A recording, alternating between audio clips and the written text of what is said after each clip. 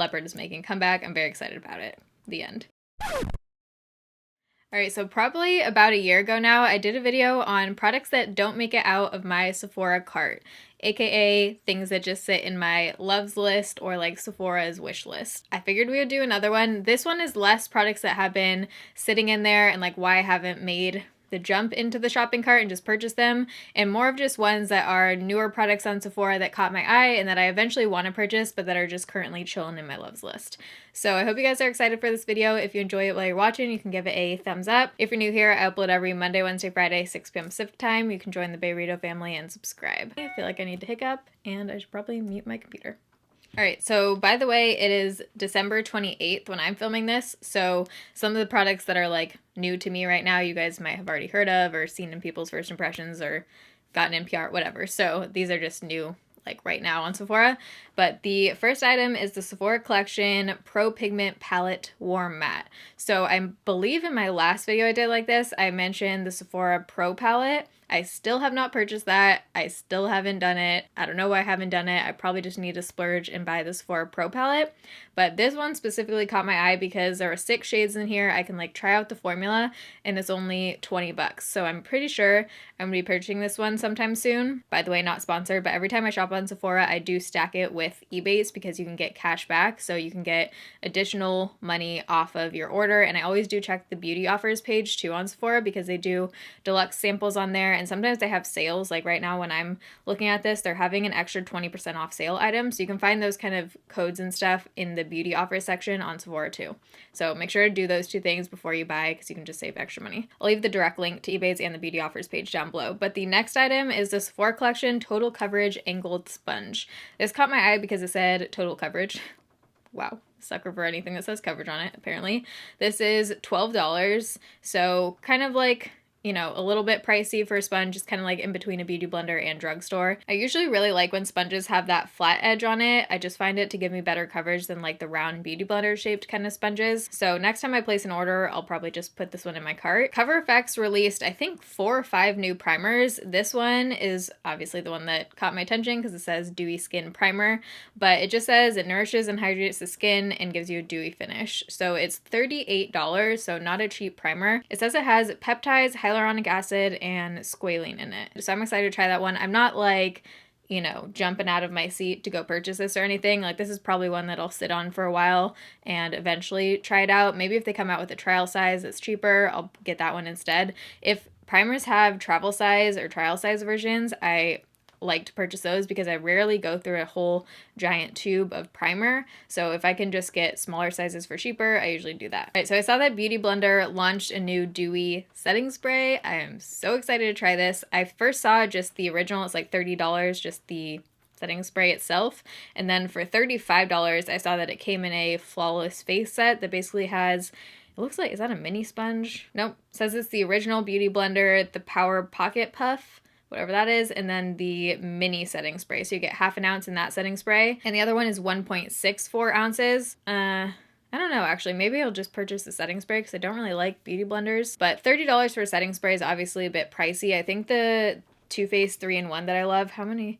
This has 4 fluid ounces, and I want to say this is under $30. Might be 32. Wow, yeah, 32. So this is $32, but you get 4 ounces of product. In the Beauty Blender one, you get 1.6 something, and it's $30. So that's pretty pricey if you look at it like ounces wise. The next product is the Natasha Nona Mini Diamond and Glow Cheek Duo. This has, it looks like a glowy highlighter or blush. It's pink, but on swatches it looks pretty light. And then there's also like a light champagne kind of color. I haven't tried any Natasha Nona powder products. I want to give it a shot, but overall, I just haven't had great experiences with Natasha Nona in general. Not a fan of her eyeshadows, not a fan of the foundation I reviewed a while ago. I'll link it down below. But this highlight does look pretty, and it's a mini size, so it's only 19 bucks. So I probably will be trying this one in my next Sephora order. Okay, so this one is actually still on my loves list, but I placed a Sephora order yesterday when I'm filming this, and I did order the mini size of this, so I have ordered this one. But it's the Tarte Knockout Tingling Treatment Mini, and it's only 18 bucks. So anytime I can try out, like I said, mini sizes, whether it's primers, skincare, anything, I usually do because you can save a lot of money and you can get an idea of whether or not you like it before you spend more money purchasing the full size. And also, just as a bonus, you can usually travel with the mini sizes. So I was super curious to try this because I think I saw it on, it was some Instagram account that talks about skincare. Can't remember, but they were talking about the ingredients in this product. Basically a resurfacing skincare product. It says it has salicylic and lactic acids. It has sulfur, niacinamide, and glycerin. You apply it at night. It says it transforms your skin while you sleep. I'm curious if it does have like a cooling or like tingling kind of effect. The name of this product really like drew me to it. But you guys know I'm also just a sucker for trying out new skincare and products that are supposed to actually work. So I'm excited to get this one. I'll update you guys in a future video whether or not I like it, what I think of it, if it does anything for my skin. I recently did my current skincare routine video, so if you want to know all the products I use in the morning and nighttime, I show you guys applying it, walk you through everything. I'll link that down below. This one I am so excited to try. It's the Makeup Forever Ultra HD Self-Setting Concealer. Self-setting is what drew me to this one because I've been looking for concealers that I don't need to set with powder for forever, and what I find is that some of them look good right when I apply my makeup, but then throughout the day they either come off my under eyes or I have like eyeliner or something like transferring down there because they're not set. So if you have any good self-setting concealers that you don't feel like you need to powder, let me know down below. I usually can go like a couple hours where they look good and then they're just like off my under eye. So it says that this Makeup Forever one has medium buildable coverage, a natural finish, and a second skin feel with a self-setting formula that has crease-free wear. I feel like products, concealers can't really claim to be crease-free because it really depends on the skin that you're applying the concealer on. If you have creases, typically things are going to crease. I feel like you can get minimal creasing depending on the product. Like that does make a difference. But as far as being crease-free, it's only going to be crease-free if you don't have creases.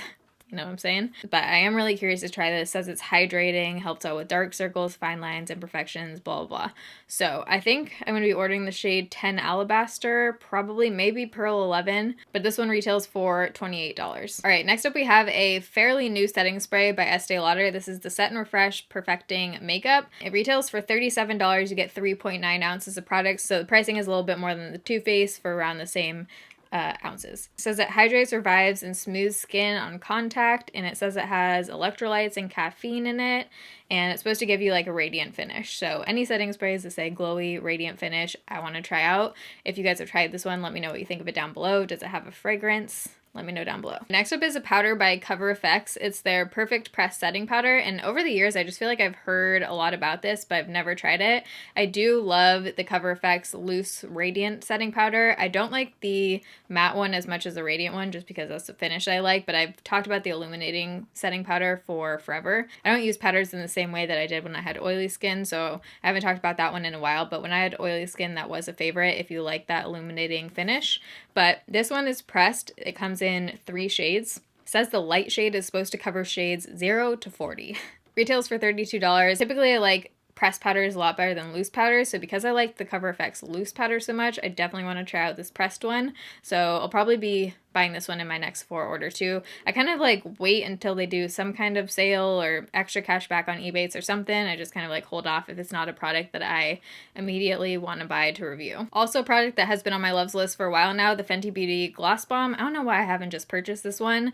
I kind of want to just wait and go in store and see the 3 different shades they have now to see which one I would like, because I'm kind of debating between Diamond Milk, which is the shimmering light white pearl one, and then the one that's a little bit pinkier called Fussy. So I think I'm going to wait till I go into a Sephora store just to, I don't know, see which one I like better and then go from there. Another lip product. This is a new product by Smashbox that I feel like is right up my alley. It's the Gloss Angeles Extra Shine Lip Gloss. It's 19 bucks and it just looks very like smoothing and plumping. It looks like the old school, remember when Victoria's Secret had like the really plumping shiny lip glosses? It kind of reminds me of that. It looks like it's in a squeeze tube, and I'm just curious to try this one. I'm not sure if it has a scent to it. It says it isn't sticky, and it's just like a serum light glossy high shine lip product. This next one might be my favorite lipstick packaging I have ever seen in planet Earth. This is the Marc Jacobs Little Marc Lip Frost lipstick. It has friggin' leopard packaging, folks. Leopard packaging.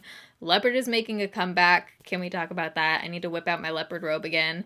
I don't even know where it is. I haven't worn it since I moved because it's at like the bottom of something, but leopard is making a comeback. I'm very excited about it. The end. This retails for $30. I don't even care how much it is because the packaging is so beautiful, but I would probably purchase the shade 500 Sugar Sugar. So this is a pinky nude frost. Okay, so we just have 3 more products I'm going to talk about. The first one is the Charlotte Tilbury Airbrush Flawless Finish Setting Powder.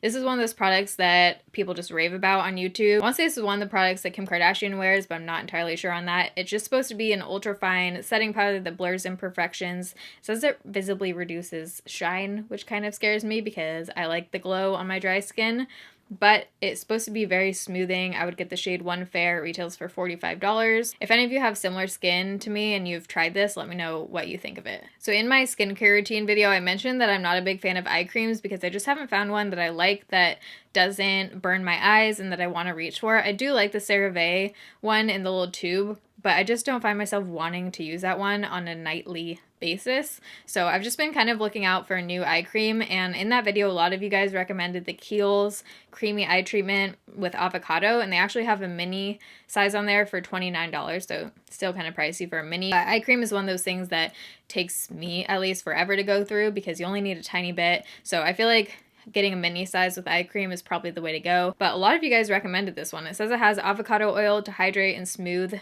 the under eye area. People that said they had sensitive eyes said this one was fine on you, so I'm curious to try it. I probably will purchase that one soon. And then last up is a brush by the Sephora collection brand.